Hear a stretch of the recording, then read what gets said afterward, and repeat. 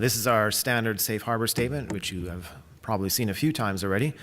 Basically, anything I tell you can't be used to rely upon for purchasing decisions. So my name is Anthony Tuininga. I am the creator and maintainer of the CX Oracle driver for Python. I've worked with Oracle Database for over 25 years now, and in the last 3 years I've worked for Oracle in the Data Access Development Group. And this gives you some idea of what the Data Access Development Group does at Oracle.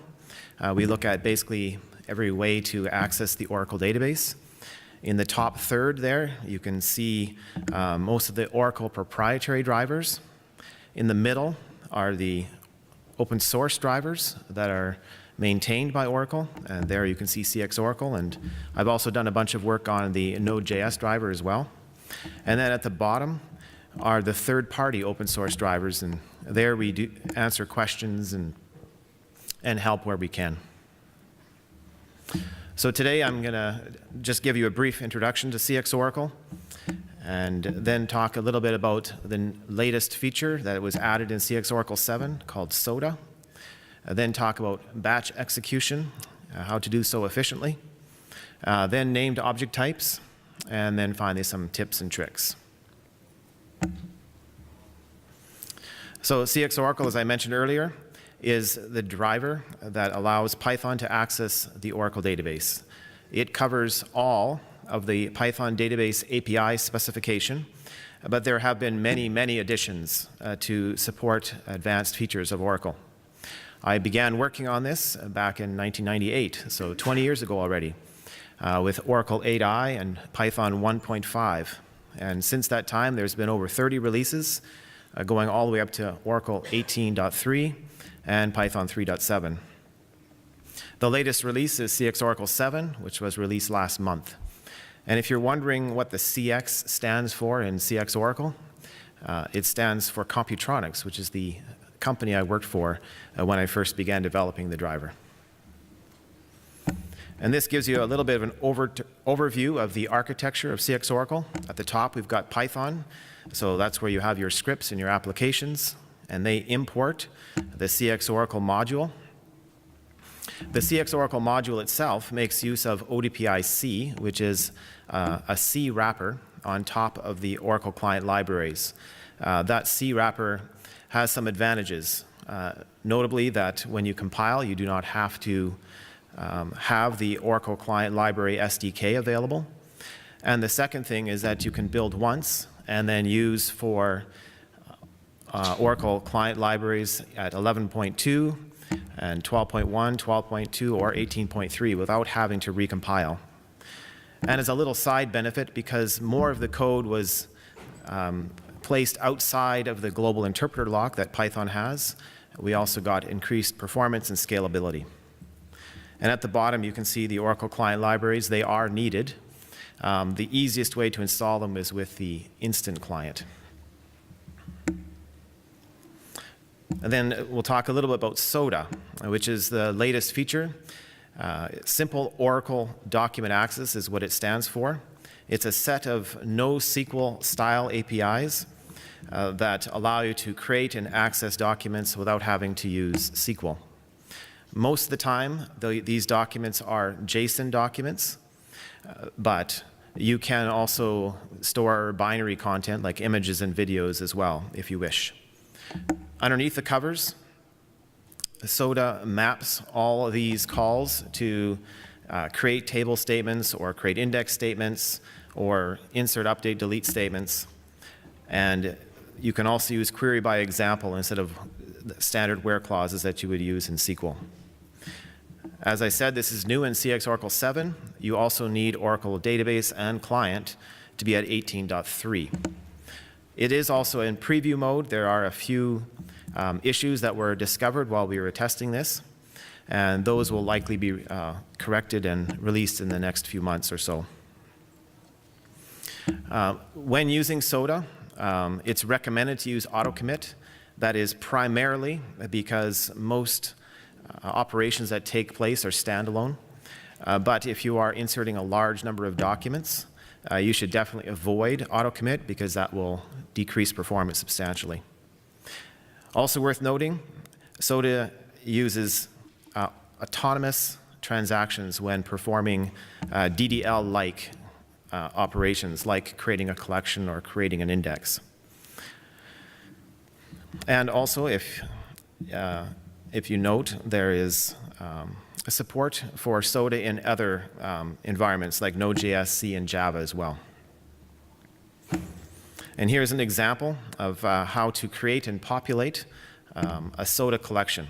Note at the top, there is a grant statement. That grant needs to be done before you can do any work in SODA. In line 1, I'm doing a standard connection to the Oracle database. In line 2, I'm setting auto-commit as recommended. Line 3, I'm calling get SODA database. That returns an object that is then used for all SODA work after that. In line 4, I'm creating a collection called my collection. Now, there's an extra parameter there which I'm not showing, that is for the metadata. The default metadata creates a table with 5 columns. Those columns are the primary key, which is auto-generated, a version, which is also auto-generated, the content, and then some 2 timestamps, the created date and the last modified date. You can change all of these things, how the primary key is generated, how the version is generated, whether you have any of these columns, but generally this is satisfactory. In line 6, I am creating some content. Instead of using strings, I'm using dictionaries. That's just a little more friendly in Python. And there's a fictitious woman called Matilda who lives in Melbourne. And then line 7, I insert this into the collection. On line 9, I'm creating a new piece of content for Sally who lives in Singapore. However, I'm calling a different function in this case called insert1 and get. And the reason you would want to do that is because you might want to get back the generated key or the generated version or the timestamps. And that will allow you to do that. Note that it does not return the content. Presumably, since you inserted the content, you don't need it back. And there's no need to decrease performance by requesting it. So in line 11, I'm simply saving off the key that was returned, which I'll be using in later parts of this example. Lines 14 and 15, I'm simply creating another piece of content just for the benefit of the example that follows. And for querying collections, it's fairly straightforward. I think, again, there's no SQL here. You can see that in line 1. I'm calling collection.find. Find returns a SODA operation object, and that operation object can then have criteria specified on it. In this case, for example, I'm setting the key, and then you can perform an operation. In this case, get1, and that will return a document. If no document matches the criteria, you'll get back none. And then in line 2, I'm displaying the content, which you can see in the box down below, which matches what we inserted on the previous slide. And then in line 5, I'm also calling collection.find to create that SODA operation object. But this time I'm calling filter. And you'll see there that a dictionary is passed, and in this case, it is returning all of the names that are like MA. And get documents returns an array of documents. Then in line 6, I call get content, and then I extract the name from that content and then display the results, which you can see in the middle there, that Matilda and Mary match. Then on line 10, I'm calling collection.find, but this time I'm not setting any criteria. So when I call count, I get a count of all the documents that are in the collection, in this case 3. To update collections, it's very similar actually to how querying takes place. In line 1, I am moving Sally to Sydney, but in line 2, I call collection.find, set the key, and then call replace 1. And that will replace the content for the document that matches that key. Then in line 4, I'm calling collection.find and again calling filter, but this time using a regular expression, which states that any city that contains the letter O should be then removed. And you can see that one document gets removed because only one of them, Melbourne, has that. And then in lines 8 and 9, I'm simply counting the documents again, simply to show that indeed there's only 2 documents left. Moving on to batch execution. If you do executes the normal way, you would simply call cursor.execute of a particular statement, and this would send a request off to the database and then receive a response back. And this is what we call a round trip. Now, if you look at on the slide with lines 1 through 7, there are 7 rows there.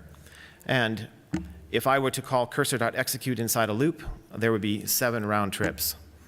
But if I call cursor.execute many, as I do on line 10, then there is only 1 round trip. So you can get substantial performance benefits by doing so.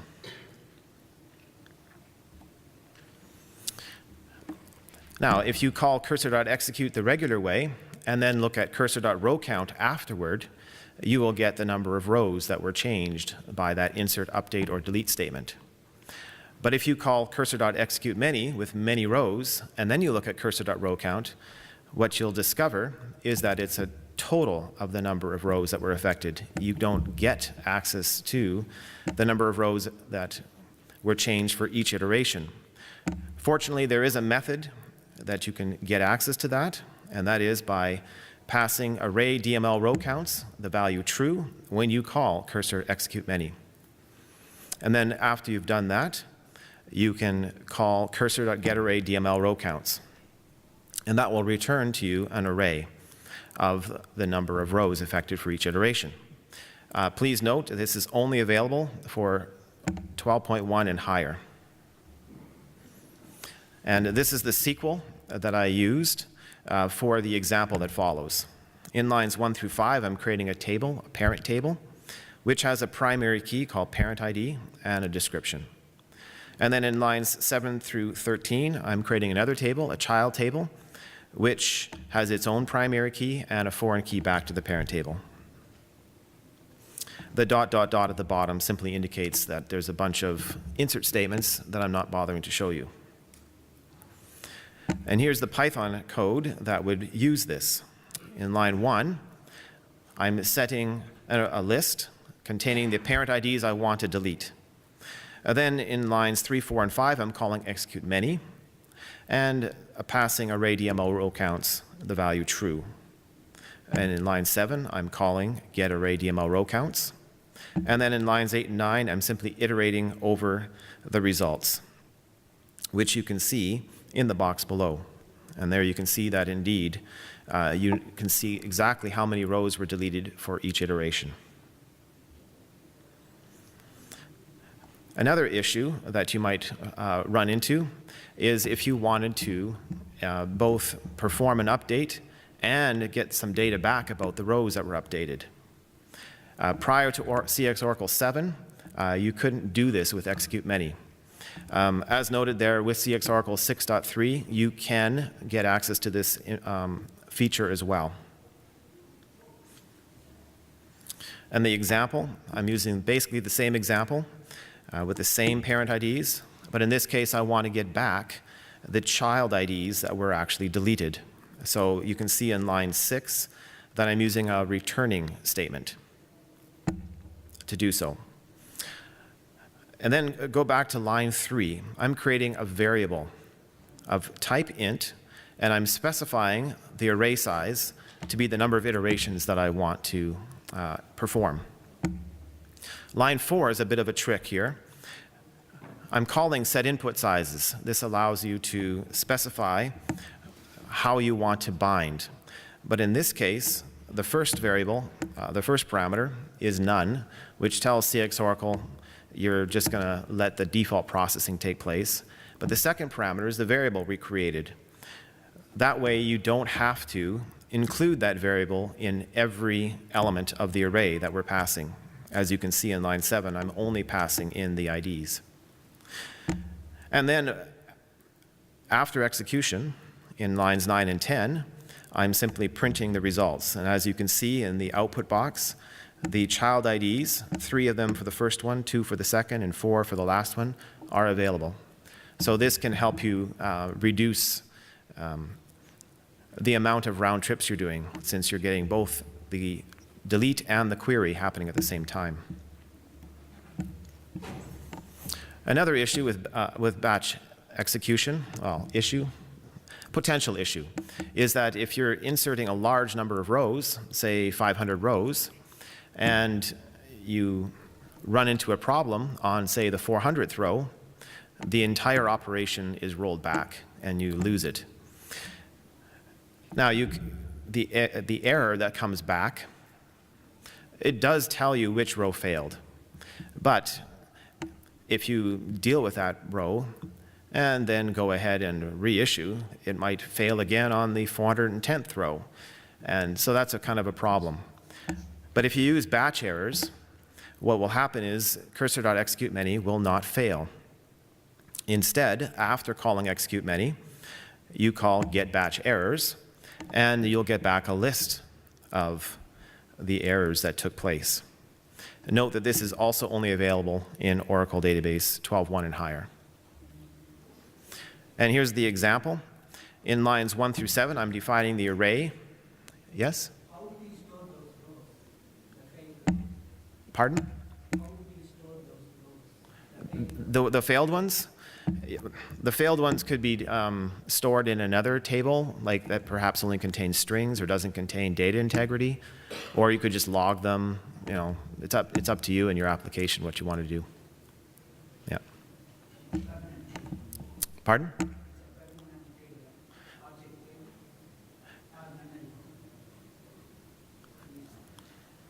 I'm not sure what you're saying, sorry. Oh, you can ask me after. All right, lines 1 through 7 here, I am creating my data that I plan to insert, but I've deliberately introduced some errors.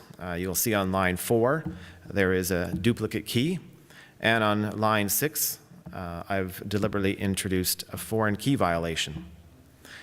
Then in lines 9 and 10, I'm calling executeMany, setting batch errors to true.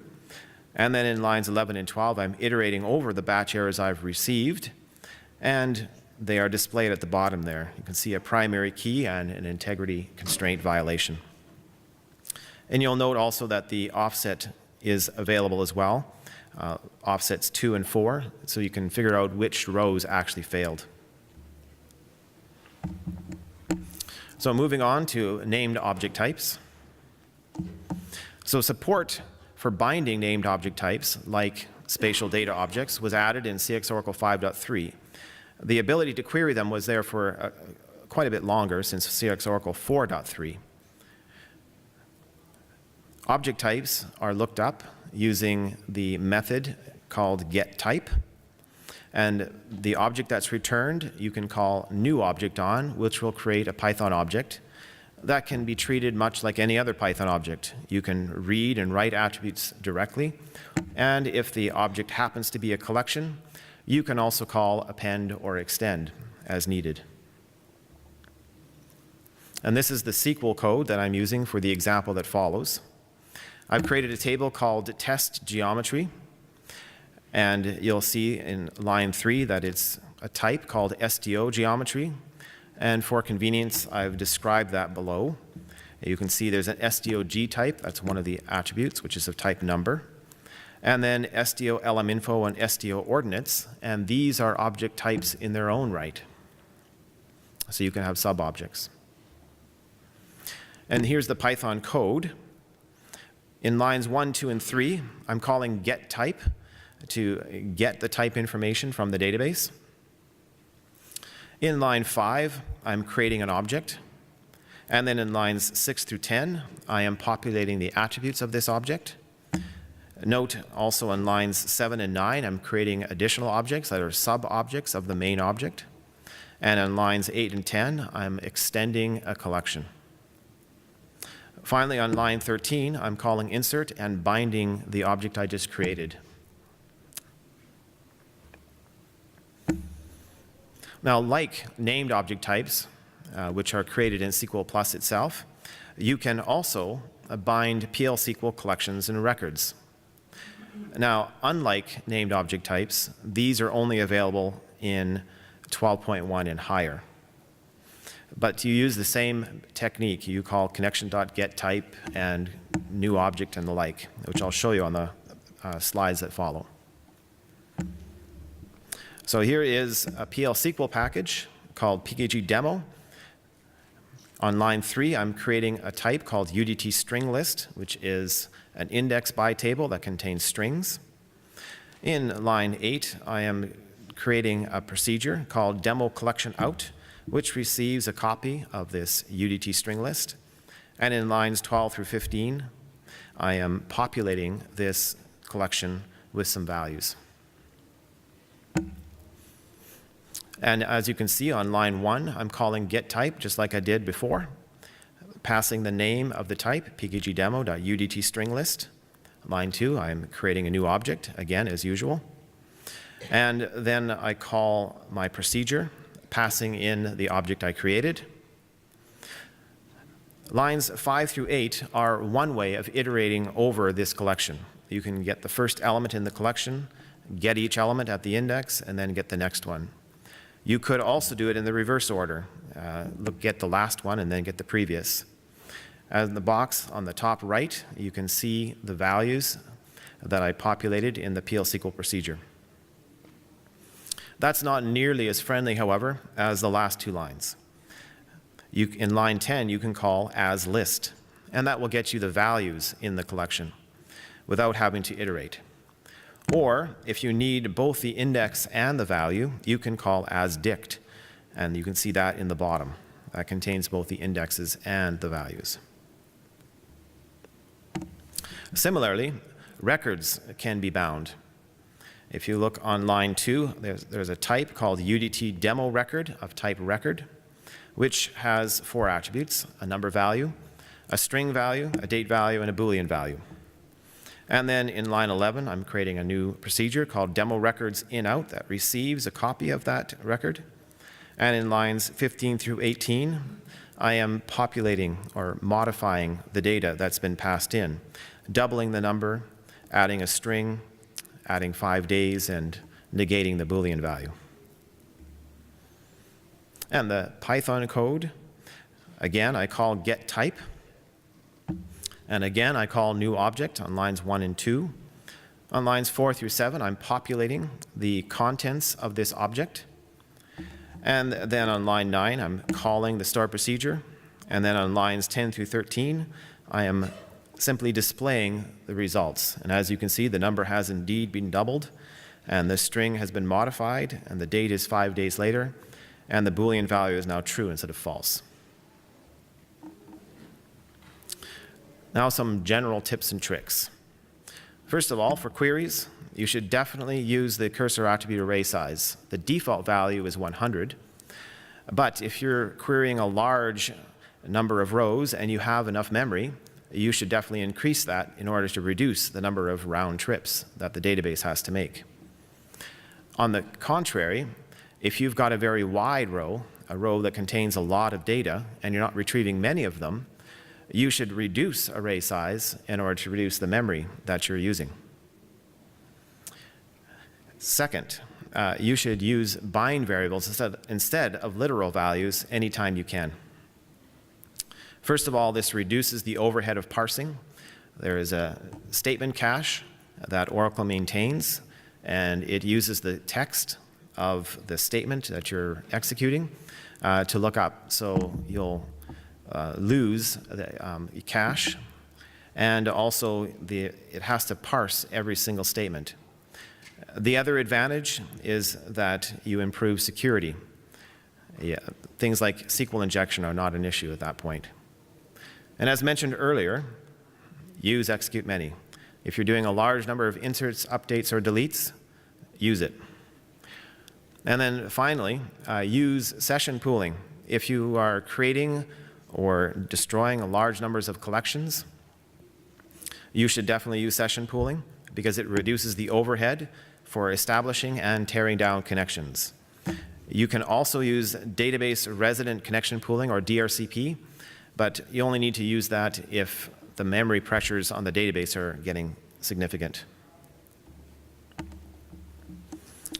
So CX Oracle has the ability to subclass the connections and cursors. And that gives the application the ability to hook the connection or cursor creation and also execution of statements, and you can also modify the capabilities of CX Oracle itself. Some reasons you might want to do so: you might want to log what's going on in the database, or you might want to create a custom API for a specific application. And here's an example. In line 1, you can see I'm subclassing cxoracle.connection. In lines 3 through 5, I am overriding the constructor simply to log what's going on and also to change the arguments to the actual CX Oracle constructor, which is called on line 5. On lines 7 and 8, I'm overriding the cursor method simply so that my subclassed cursor can be returned instead of the base CX Oracle cursor. On line 10, I am subclassing the CX Oracle cursor. And on line 12, I'm overriding the execute simply, again, so that on lines 13 through 16, I can print out what's going on, what statements being executed, and what bind variables have been passed. And then in line 17, I'm simply calling the base CX Oracle execute to actually do the work. And a fictitious sample is shown there on the right. Another useful feature with CX Oracle is row factory functions. CX Oracle returns tuples when you perform fetch one or fetch many or fetch all. However, if you are returning a large number of columns, you might want to name those columns so you don't have to worry about the order in which they are being fetched. Or you might want to return a custom object. In that case, you can use the cursor attribute row factory and make sure that this is done after the statement has been prepared or executed for the first time, since that value is cleared every time you do that. And here's an example. In this case, I'm using collections.namedTuple, which you can see on line 4. That allows you to create a tuple, which allows you to access it by sequence or by the names provided. In this case, new parent ID and new description. And now you can see in lines 5 and 6 that when I iterate over that cursor, I can access row.newParentID and row.newDescription, and the values come back as expected. The code shown at the bottom in lines 8 through 10 and lines 12 through 13 are alternative ways of doing the same thing, but again, they're using sequences, so they're not as friendly for a developer. Now, if you don't want to call collections.nameTuple over and over again, you can combine the row factory with a subclass, as we can see here. On line 1, I'm subclassing the cursor. On line 3, I'm overriding the execute. On line 4, I'm checking to see whether a prepare is needed by checking to see whether the statement that's being executed is either none or different from the previous one. On line 5, I'm simply calling the base execute and storing the result. Then, in line 6, I'm checking to see if it's a query and that the prepare was needed. And if so, I acquire the names from the description, and then I set my row factory. Lines 11 and 12, if I just execute select parent ID, description from my parent table, I can access row.parentID and row.description as noted there. They're all uppercase, which is what Oracle does by default. However, I can also, as shown in lines 14 through 17, alias the columns, in this case with new parent ID and new description, and now you can see that the same output is produced, but the attributes that are used are a little more friendly. Another useful feature is output type handlers. This gives you the ability to change how data is fetched from the database. I'll show you some of these on the next few slides. This gives you the ability to return numbers as strings or decimal objects, for example, or to take clobs and nclobs and blobs and return the strings and bytes directly. Or if you're still using Python 2.x, you can return strings as Unicode. And you turn this feature on by setting the attribute output type handler on either the cursor or the connection. If you set it on the cursor, it only affects that cursor. If you set it on the connection, it affects all cursors created by that connection. And as noted there, you can also use what's called a variable converter to retrieve a Python object seamlessly, a Python object that CX Oracle knows nothing about. So here's an example using numbers as strings. So in lines 1 and 2, I'm doing the standard query of selecting from the parent table. And on the bottom left, you can see the output. In line 4, I'm defining a function. And an output type handler function accepts the cursor, and then the name, the default type, the size, precision, and scale. So metadata about the column that is being fetched. In line 5, I'm checking to see if it's a number. And if it is, I am returning a variable. That's a string instead of a number. If I don't return something from output type handler function, then the default processing takes place as usual. In line 8, I'm setting output type handler to the function I just created. And this time when I iterate over the cursor, I get the output on the bottom right, which, as you can see, the 1 and the 2 are now strings. Now, if you would like to return numbers as decimals instead, you can use this code. In lines 1 and 2, if I'm selecting data from some fictitious decimal table, you can see the output on the bottom left. And for certain numbers, it looks a little bit strange. And that is simply because Oracle uses decimal numbers in the database, but by default, you get back floating point numbers in Python, and those cannot be converted perfectly. So instead, if we create an output type handler function, like shown in lines 4 through 6, and then we iterate over the results, you see the results down on the bottom right, and those look more like what you would expect. Another reason you might want to use an output type handler to retrieve lobs as strings and bytes. The only reason you would want to retrieve a lob as an actual locator is if it's very large and you actually want to perform streaming. For performance reasons, though, code like this is very useful. In lines 1 through 5, I'm defining this output type handler. I'm checking the default type to see if it is a CX Oracle clob or a blob, and returning a variable of type long string and long binary. And CX Oracle, beneath the covers then, will automatically perform all the fetches that are needed and return the strings directly without having to incur round trips, which are needed if you use streaming instead. One final example for output type handlers is for objects. And this is using a variable converter, as I mentioned earlier. In lines 1 through 3, I'm defining this building out converter. What it accepts is the value that would be ordinarily retrieved from CX Oracle. And what it expects you to return is the actual value that will be returned from CX Oracle. In this case, what I am doing is creating a fictitious building Python object that basically extracts the details out of the Oracle object. Then in lines 5 through 8, I am creating an output type handler that creates a variable, still a type object, but has that out converter as noted on line 8. And now in lines 11 and 12, when I iterate over that query, you can see at the bottom that I'm returning a building object something that CX Oracle doesn't know about by default. And finally, input type handlers. These are very similar to output type handlers, except they change how data is bound to statements.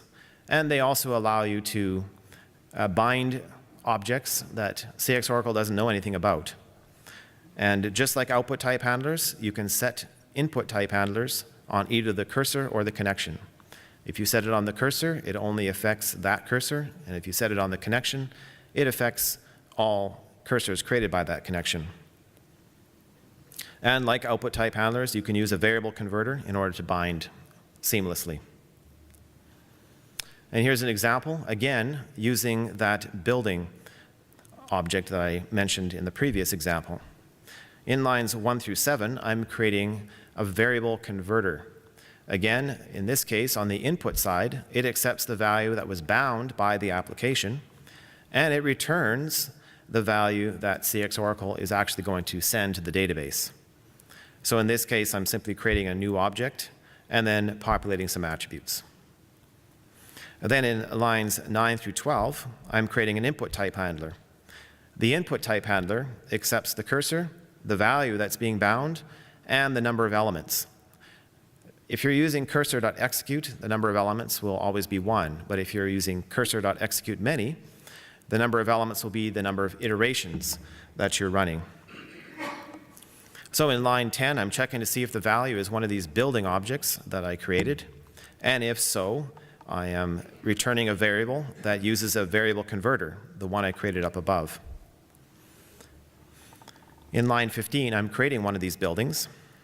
In line 16, I'm setting my input type handler. And then finally, I'm inserting into my table, passing in this building. Again, something that CX Oracle doesn't know anything about. And that's all I have for you today. Just to help, if you have any questions and so forth, on November 20th, we will be having a Python and Oracle database office hours. On the bottom right, you can see there's a tinyurl.com that gives a link that lets you see it. There you can answer or ask any questions that you're interested in. And then there's also other sessions from my group that you might be interested in. If you are interested in asking any questions and you don't have any time right now, you can also come see us on tomorrow at 3 p.m. Moscone West, or you can come down to the demo booth. I have a little bit of time left. Do you have anybody have any questions? Yes? Does the batch error handling that you mentioned earlier, does that have any performance questions? No. It works well. Yeah.